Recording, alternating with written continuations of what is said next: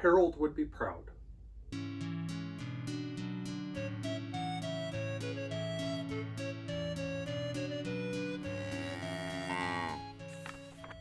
Hi everyone, I'm Jacob, I'm the CowHatLibrarian, and I've got one that's kind of a fun coincidence.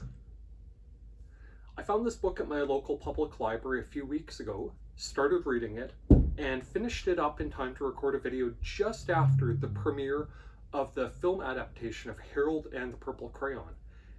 And this is Magic Paintbrush by Zhang with Eric Darnell.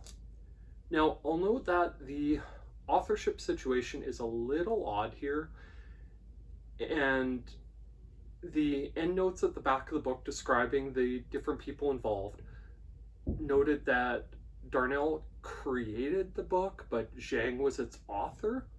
I assume he had the basic story idea and looked for an author to flesh it out into a full novel.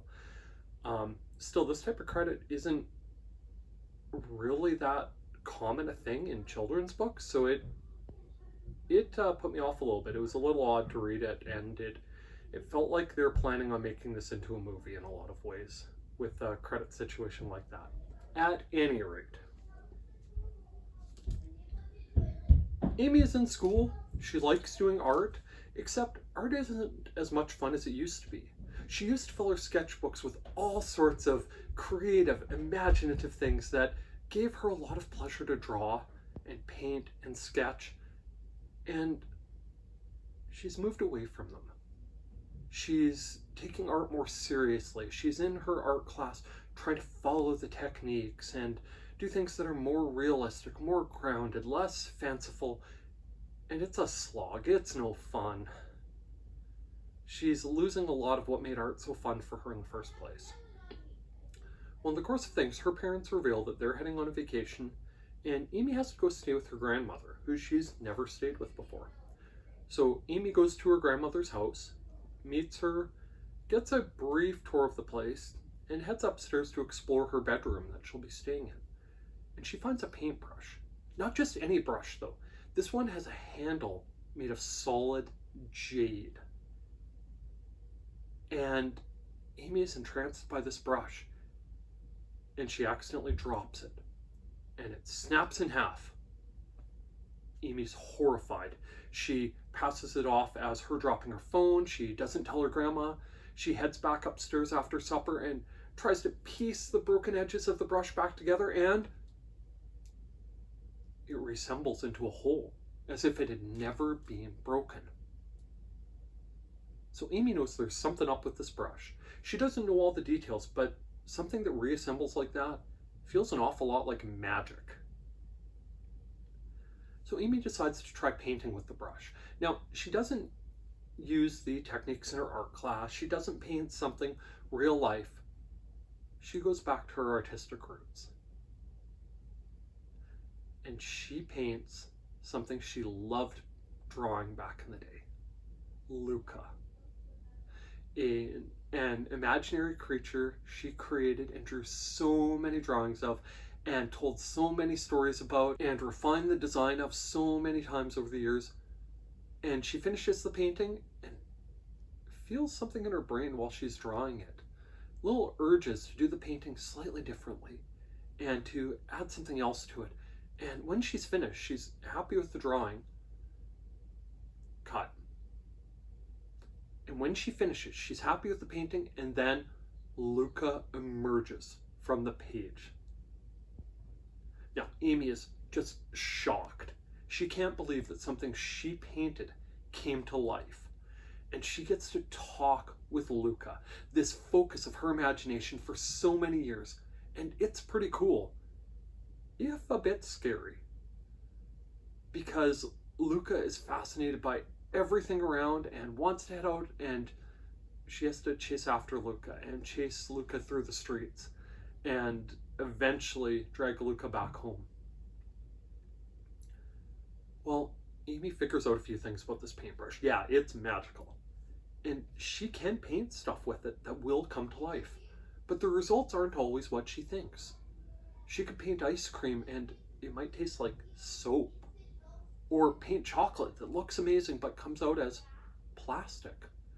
And over the course of things, she gradually figures out some of the rules with the paintbrush, that she can paint stuff and have it come to life, but it may not match what she was thinking about. That if the brush breaks, because it accidentally does break again, all the things that were brought to life go back to their paintings. But if she reassembles the brush, they come back to life again. And she gradually learns the rules of this brush, along with her friend Diego. Well, news of what happened with Luca's escapades reach a man named Chen, who has been searching for the jade paintbrush for years. It apparently used to belong to his family, and he is a fierce painting of a Tao Tai, sort of a flying demon that follows his commands. And he sends it to go find the bearer of the brush, and it kidnaps Amy's grandma. And so she and Luca have to go rescue her grandma and make things right. And Amy has a heck of a time finding a way to get them there, because Luca can fly. She gave Luca wings in update to the painting, but Luca can't go very far or fast, and her paintings of real life planes just don't work.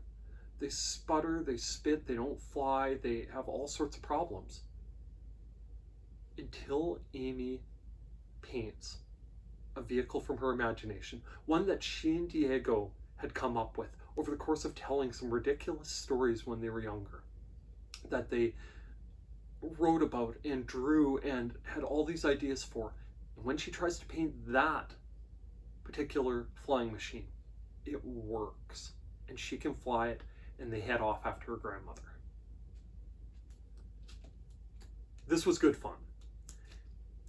Amy is a fine character, the plot is fun, the idea of drawings coming to life, it's been done before, but it was done well here, and I liked that Amy took the time to write out the rules for the brush. One, it felt very realistic that she's experimenting to see how it works and try to figure out the boundaries of it rather than just rushing into new things. And two, it serves as a handy reference to make sure readers know how the rules work, so that things that happen later in the story are logical and consistent.